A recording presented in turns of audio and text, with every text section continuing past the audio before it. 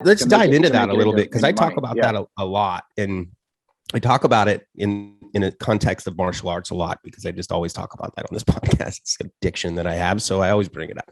But a lot of that is, if it fits, again, I have a guy over here, I get away with it, I guess.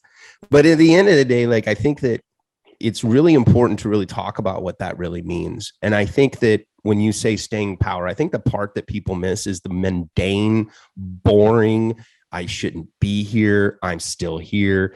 You know, it's almost like working out a little bit when you're sick. It's like, you know, I'm still not feeling good, but I'm still going to go for a little walk. It didn't keep me going. Do you think it's interesting that, I think you bring that up. Yeah, I got a good point on this, because I was talking to a friend of mine. I'm looking at my phone here yesterday, because I was talking to a friend of mine that he's actually taking me to dinner tonight. And we're going on a little man date. But one of the things that I said to him, I'm literally going to read right off my screen here, because he's working at a solar company.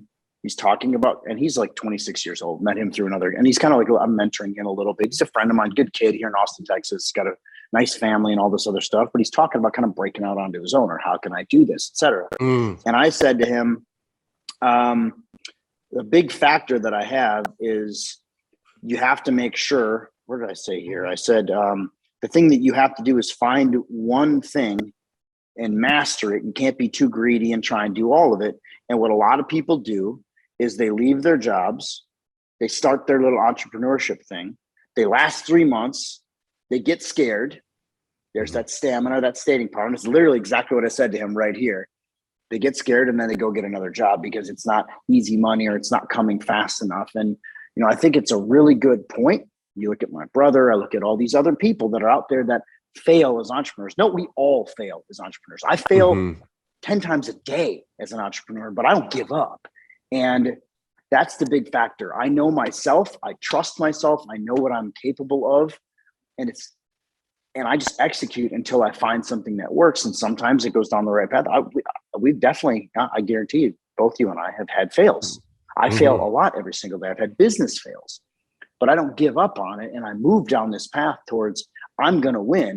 And I will tell you, when it really became reality to me was when, and the reason I'm sitting in my living room right now is I'm in a brand new house that I've been in 3 weeks. Yeah. And this is a big house. And when my wife said to me, she goes, you told me you wanted to get this house and I didn't even debate it.